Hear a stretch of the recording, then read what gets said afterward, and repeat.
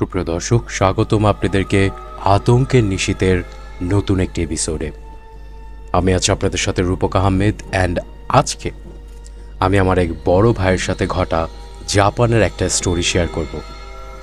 আমরা বিভিন্ন সময় তো শুনে আসছি যে জাপানে বিভিন্ন ধরনের আরবান লেজেন্ডস রয়েছে, মানে বিভিন্ন ধরনের ভৌতিক ঘটনা সেখানে হয়ে থাকে এবং ম্যাক্সিমাম সেখানে সুইসাইড, মার্ডার এগুলো রিলেটেড স্টোরি হচ্ছে আমরা কম বেশি শুনে থাকি। তাহলে আর দেরি না করে ঘটনায় চলে যাচ্ছি এবং তার আগে ইন্ট্রোটা একবার শুনে আসি। হ্যালো বুবু, আমি কিন্তু বেরোই গেছি, সকালের মধ্যেই কিন্তু চলে আসবো। রাস্তায় একাই হাঁটছি, কি সুন্দর চাঁদের আলো। কিন্তু সামনে সাদা কাপড় পরে এটা কে দাঁড়ানো?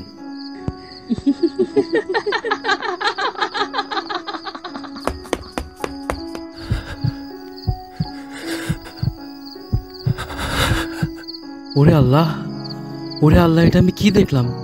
Kenapa tak tidur lagi, ha?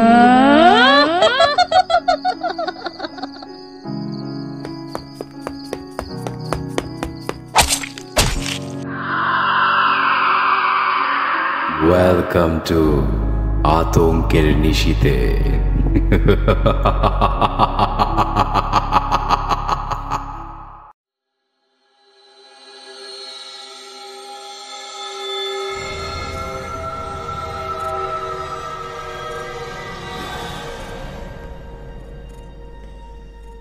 So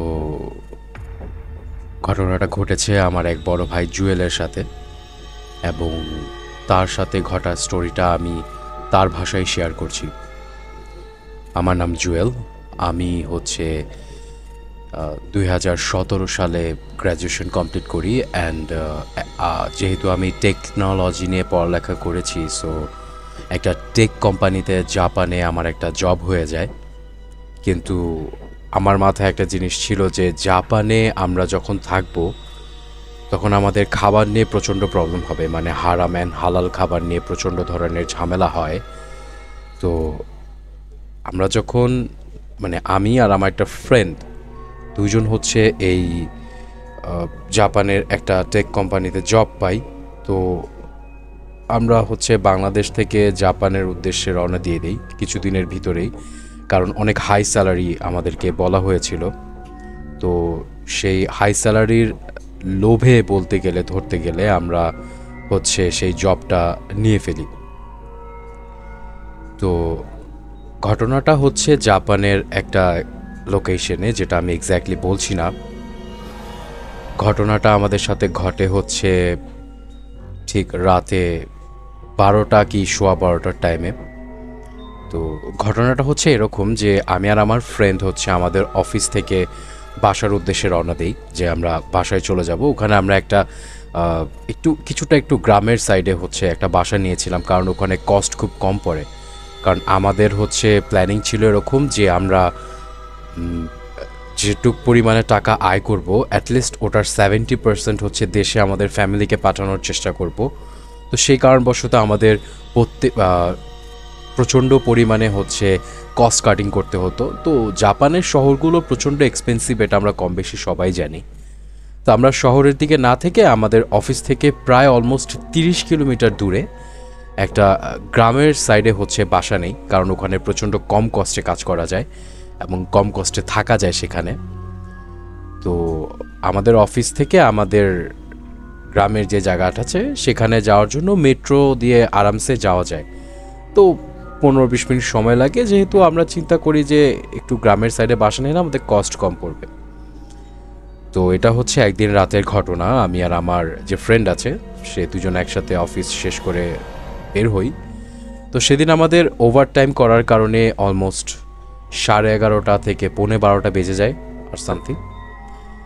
তো আমরা নর্মালি হচ্ছে মেট্রো স্টেশনে যাই, এবং জাপানে এত রাতে বেলা মানুষ খুব কমই থাকে। তারা খুব তাড়াতাড়ি ঘুমিয়ে যায় এবং খুব তাড়াতাড়ি উঠে, তারা ডেইলি লাইফ রুটিন অনেক মেনটেন করে। তো আমি আর আমার ফ্রেন্ড হচ্ছে ওই টাইমে মেট্রোতে উঠি, এবং অলমোস্ট 15-20 মিনিট সময় লাগে আমরা আমাদের গ্রামের, মানে যেখানে বাসাটা ছিল সেখান পর্যন্ত চলে আসি। কিন্তু আমরা যেখানে মেট্রো স্টেশন থেকে নামি সেখান থেকে আমাদের বাসার জন্য 15 থেকে 20 মিনিট হচ্ছিল গিয়ে হেঁটে যাইতে হয়। তো আমরা দুই বন্ধু একসাথে রাতেবেলা হাঁটা স্টার্ট করি। তো আমরা যখন হাঁটছিলাম আশপাশে পুরোপুরি সুনসান ছিল, একদম পিন ড্রপ সাইলেন্ট যেটাকে বলে। চাঁদের আলোতে রাস্তা দেখা যাচ্ছে, আমাদের ফোনের টর্চও ছিল। সো আমরা একটু অন্ধকার হলেও আস্তে আস্তে ওখান থেকে হেঁটে যাচ্ছিলাম। তো আমরা যে বাসায় থাকতাম সেই ল্যান্ডলর্ড আমাদেরকে একটা কথা বলেছিল যে তোমরা যদি রাতে কখনো 12টার পরে বাসার দিকে আসো একটু সাবধানে আসবা, কারণ এই রাস্তাটা ভালো না। কারণ এই রাস্তাতে অনেক সময় অ্যাক্সিডেন্ট হয়েছে, অনেক সময় সুইসাইডাল কেস হয়েছে। তো এই রাস্তাগুলো দিয়ে একটু সাবধানে হেঁটে আসার কথা বলা হয়েছিল আমাদেরকে। তো আমরা চিন্তা করি যে ঠিক আছে, ভালো, উনি আমাদেরকে ওয়ার্ন করেছে, আমরা বিষয়টা মাথায় রাখলাম। যেহেতু আমরা দুই বন্ধু একসাথে হাইটে আসতেছি তো কোনো সমস্যা হওয়ার কথা না। তো আমরা দুইজন হচ্ছে সেখান দিয়ে হাইটে আসতে থাকি। আমাদের কাছে হাঁটতে হাঁটতে মনে হয় যে আমাদের পেছনে কেউ আছে, আমাদের পেছনে পেছনে কেউ আসতেছে। তো আমরা ভাবি যে হয়তো বা নর্মাল কোনো মানুষ আসতেই পারে, আমরা যেরকম রাতে বাসায় ফিরছি তারাও হয়তো এরকম, মানে সেও হয়তো রাতে এরকম লেট করে বাসায় ফিরছে। তো আমরা কয়েকবার পিছনে তাকাই, কিন্তু আমরা পিছনে কাউকে দেখতে পাই না, যে পিছন দিয়ে কেউ হেঁটে আসতেছে কি আসতেছে না, আমরা পিছনে দেখতে পাই না কাউকে। তো আমরা ভাবি যে হয়তো আমাদের মনের ভুল হবে, আর আমরা অনেক ওভারটাইম কাজ করেছি, হয়তো বা মাথা ওরকম হ্যাং হয়ে আছে, তাড়াতাড়ি বাসায় যাই, ফ্রেশ হয়ে খাওয়া দাওয়া করে ঘুমিয়ে যাব, কারণ পরের দিন সকাল উঠে আমাদের আবার হচ্ছে অফিসের দিকে যাইতে হবে।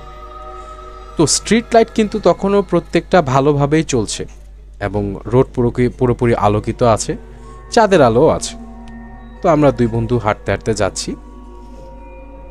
হঠাৎ কি হয়, একটা মানে অর্ধেক রাস্তা আমরা পার করছি, তখন কি হয় যে স্ট্রিট লাইটগুলো না ব্লিঙ্ক করতে থাকে, মানে বন্ধ হয়ে যায় আবার অন হয়, বন্ধ হয়ে যায় আবার অন হয়।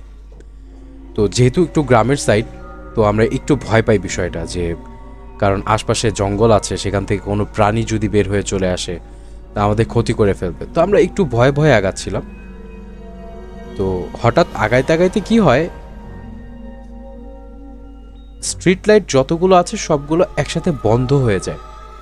তো রোড পুরো ঘুটঘুটে অন্ধকার হয়ে যায়, আমরা সামনে কি আছে সেটা দেখতে পারছি না। তো আমি আমার ফ্রেন্ড দুজনই হচ্ছে ফোন থেকে টর্চ লাইট অন করি এবং অন করে হচ্ছে হাঁটা স্টার্ট করি। কিছু দূর যাওয়ার পরে আমার কাছে পার্সোনালি মনে হয়েছে যে আমার কানের সামনে কেউ ফিসফিস করে কিছু বলার চেষ্টা করছে, ফিসফিস করে কিছু বলার চেষ্টা করছে। তো আমরা মানে আমি শুনে দাঁড়ায় যাই, স্ট্রং কিসের সাউন্ড হলো এটা?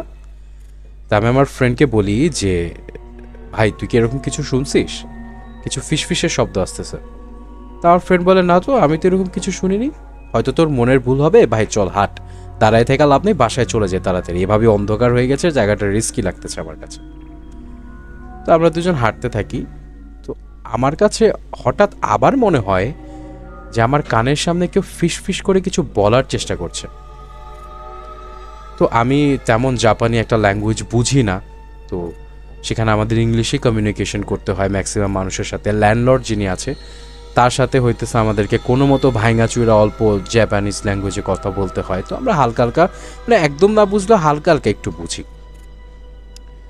তো আমরা হাঁটতেছি, এর মাঝখানে আমার কাছে আবার মনে হইল যে হ্যাঁ, ফিসফিস করে কেউ আমার কানের পাশে কিছু বলতেছে, কিন্তু আমার আশপাশে কিন্তু কেউ নেই। তো ফিসফিস করে যেটা বলতেছে সেটা হচ্ছে কিছুটা এরকম,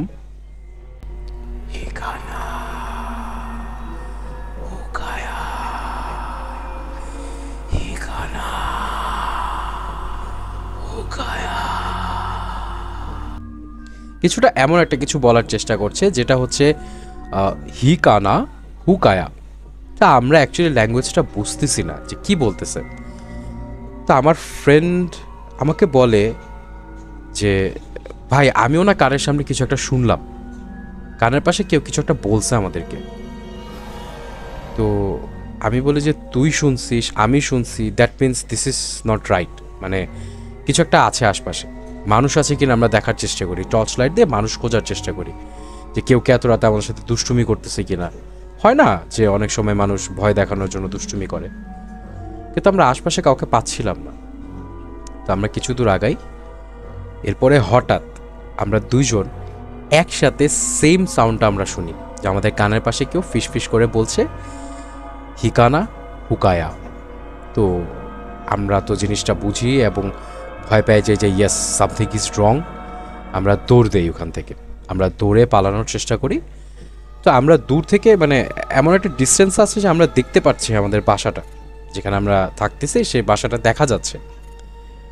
তো আমরা দৌড় দেই, খুব তাড়াহুড়োর উপরে দৌড় দেই এবং একটা জায়গায় গিয়ে আমরা দাঁড়ায় যাই, কারণ আমরা দেখি যে স্ট্রিট লাইট বন্ধ।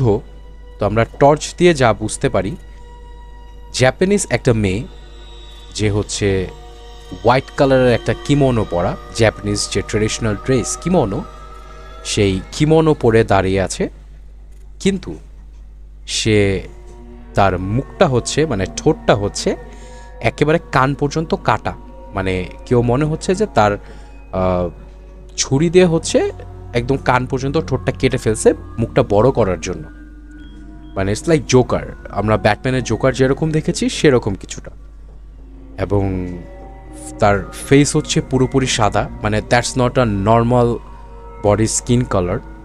দেখে মনে হচ্ছে যে দিস ইজ নট রাইট। তো এটা দেখে আমরা দুজন ভয় পেয়ে যাই। তো আমরা কি করি, হাতের ডান পাশে একটা রাস্তা আছে, সেই রাস্তা দিয়ে একটু আগে যাই হইতেছে আমাদের বাসাটা। তো আমরা ওই ডান দিকের রাস্তায় দৌড় দিই।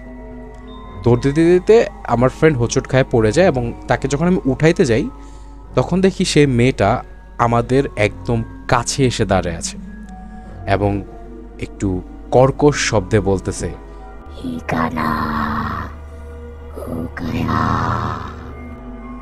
এক থেকে দুইবার বলছে। আমি আমার ফ্রেন্ডকে কোনো মতো সেখান থেকে ধরে উঠাইছি এবং একটা দৌড় দিছি। এক দৌড়ে আমরা বাসায় যায় দরজা নক করতে থাকি এবং তাড়াহুড়ো করে ল্যান্ডলর্ড দরজা খোলার পরে আমাদেরকে জিজ্ঞেস করে যে তোমরা কি হয়েছে, তোমাদেরকে এরকম ভীত লাগতেছে কেন, কোনো সমস্যা? তো আমরা হাঁপাইতে হাঁপাইতে বলি যে something is there is a girl who's saying Hikana Hukaya. এটা শুনে আমাদের যে ল্যান্ডলর্ড আছে সে প্রচণ্ড ভয় পাওয়া যায় এবং বলে যে তাড়াতাড়ি তোমরা বাসার ভিতরে ঢুকো, এমার্জেন্সি দরজা আটকাইতে হবে, বিকজ যদি বাসায় হিকানা হুকায়া ঢুকে যায় দেন আমরা শেষ। তা আমরা তাড়াহুড়ো করে বাসায় ঢুকে এবং দরজা লাগাই দিই। তো আমরা রাতেবেলা হচ্ছে আমাদের ল্যান্ডলর্ডকে জিজ্ঞেস করি যে what is Hikana and Hukaya, what is she was saying. তখন আমাদের ল্যান্ডলর্ড বলে যে it's a urban legend and এটা অনেক আগে থেকে এই আত্মাটাকে হচ্ছে অনেকেই দেখে আমাদের এই সাইডে। এটা হচ্ছে অলমোস্ট যখন চায়নার রাজার যুগ ছিল তখনকার টাইমের একটা প্রিন্সেস যে হচ্ছে সুইসাইড করে মারা গিয়েছিল এবং তাদের ক্যাসেল হচ্ছে ওই যে গ্রামটা আছে ওখানে একটা পাহাড়ের উপরে ছিল। অ্যান্ড এই মেয়েটা ওর পর থেকে সুইসাইডের পর থেকে হচ্ছে এরকম হন্ট করে ঘুরে বেড়ায় সবাইকে, অ্যান্ড কানের সামনে এসে অথবা ফিসফিস করে অথবা কর্কশ শব্দে বলে হিকানা হুকায়া। অ্যান্ড হিকানা হুকায়ার মিনিং হচ্ছে আমি মরেছি এখন তুমিও মরবা, এবং বারবার এটাই বলতে থাকে যে আমি মরেছি এখন তুমিও মরবা। সো এটা থেকে যদি বাঁচতে হয় তাহলে অবভিয়াসলি দৌড় দিয়ে তাড়াহুড়ো করে বাসায় আসতে হবে। অ্যান্ড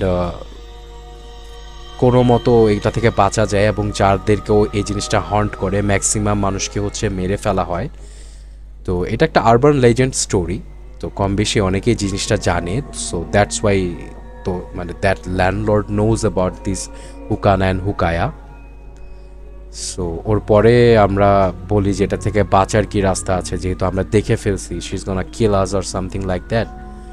তখন আমাদের ল্যান্ডলর্ড বলে যে don't worry, you just survive, তো তোমাকে আর কিছুই করতে পারবে না, but you should pray for it যে you never meet that girl again.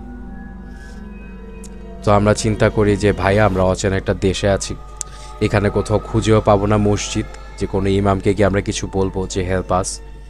তো আমরা চিন্তা করি যে we should live this house and আমাদের কাছে যে ল্যান্ডলর্ডটা ছিল সে ল্যান্ডলর্ডও কিছুটা ক্রিপি ছিল, মানে উনিও কেমন যেন একটু উইয়ার্ড বিহেভই করতো। তো আমরা ডিসাইড করি যে ওকে ব্রো, নো প্রবলেম, আমরা 50% স্যালারি বাসায় পাঠাবো, বাকি 50% দিয়ে আমরা এখানে কস্ট কাটিং করবো।